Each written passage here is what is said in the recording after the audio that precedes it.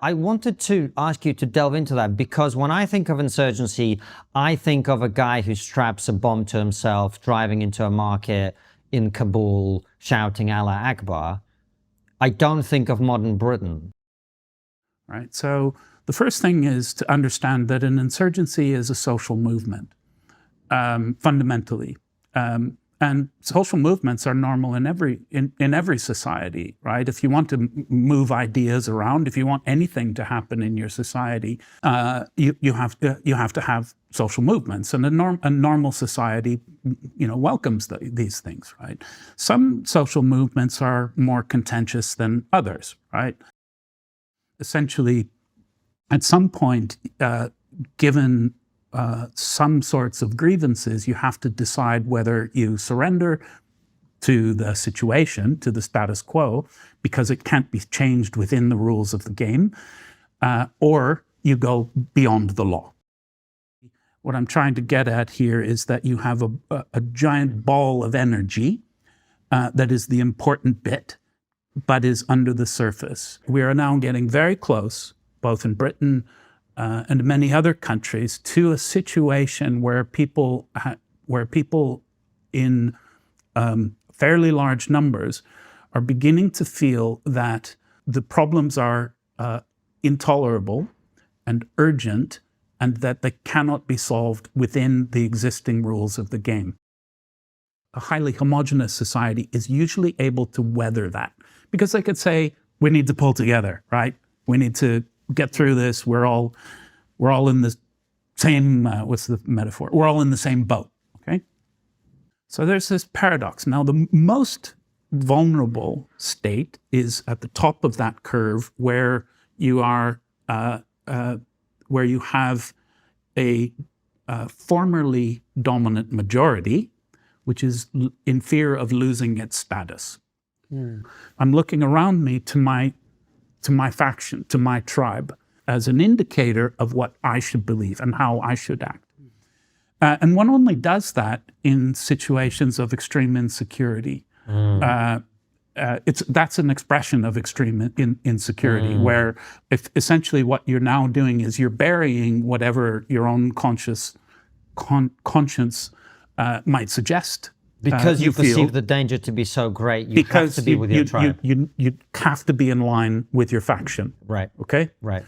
And the data is perfectly clear. People don't trust in political institutions is in the cellar. Trust in political figures is abysmal.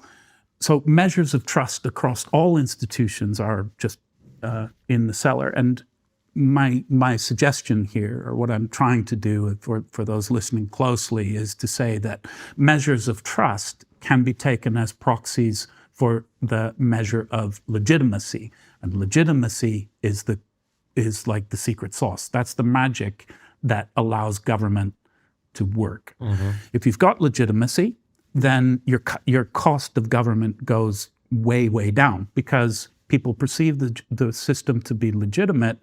Therefore, they tend to do what they ought to do without being policed all the time. I think an objective person, and many people do respond and say, well, look, traditionally Britain is a country, and Western states don't have. So there are obviously significant barriers to civil war in Western countries. And David, aren't you exaggerating, right? And I would like to make the case that I'm not exaggerating. And in fact, I suspect that what's going on here is a normalcy bias, a kind of expectation of normality that on the part of many people, which borders on complacency. So one of the chief kind of bulwarks against civil war clearly is wealth. Right? If you're a wealthy place, you've got lots of money, then you can afford to paper over a lot of cracks. Right? A lot can be done. Now, if you think of money as a lubricant, as a kind of social lubricant, if you've got a lot of money, you can make things you can make things work. Bearable. If you have a nation state, which have been normally functioning, basically well governed for a long time. People have gotten into the habit of sort of obeying. So, David, if we accept, and I'm inclined, unfortunately, to accept your hypothesis that the conditions are optimal, what is it an event that sparks a civil war? So the most common metaphor when talking about employed when talking about this subject is that of tinder and a spark, right? Or sometimes of like a powder keg.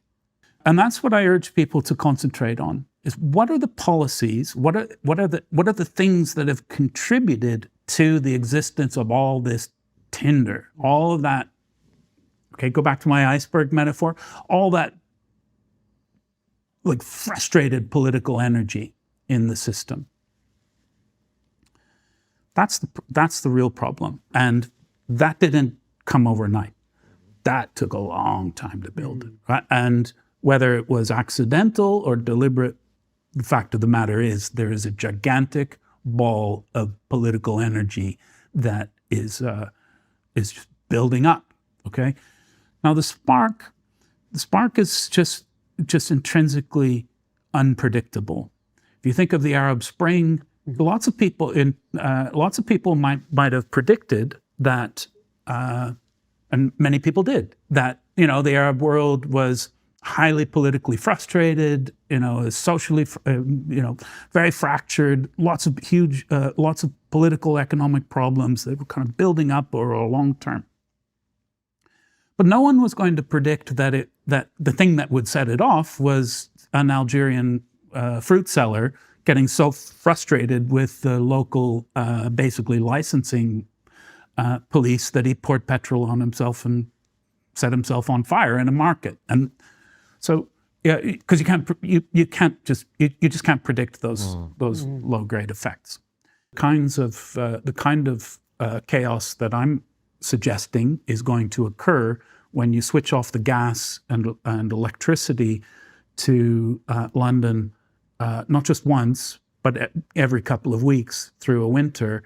You're going to see 35,000 people on the street, and moreover, a substantial proportion of these people now are actually young and just naturally angry and up for a fight. What we're not talking about, or I haven't been talking about, and therefore this conversation with me has not been about what happens after. What kind of country do we want to be? There is, yes, I do believe we are headed into a period of really serious turmoil that will be painful. And maybe that's necessary, in fact. But it's not going to last forever. And what kind of country do we want to be afterwards?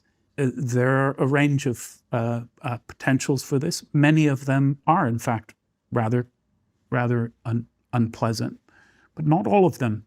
And I think that some time spent now thinking seriously in a way that probably the country hasn't really done very well since 1945, if not a little bit earlier, about what kind of country it wants to be, would be quite useful to talk about. At least then we could put a positive future on the end of this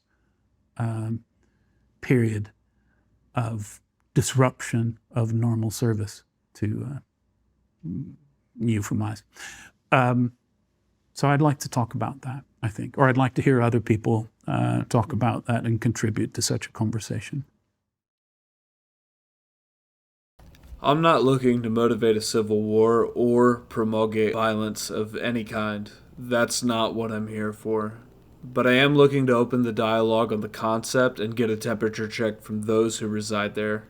I want to know about the daily challenges that you're facing as a concerned citizen in England and how the political narrative has influenced your life, whether it's minuscule or immeasurable. While you're here, please check out the full episode from Triggernometry where I pulled these clips from. And with that, I wish you all a good day.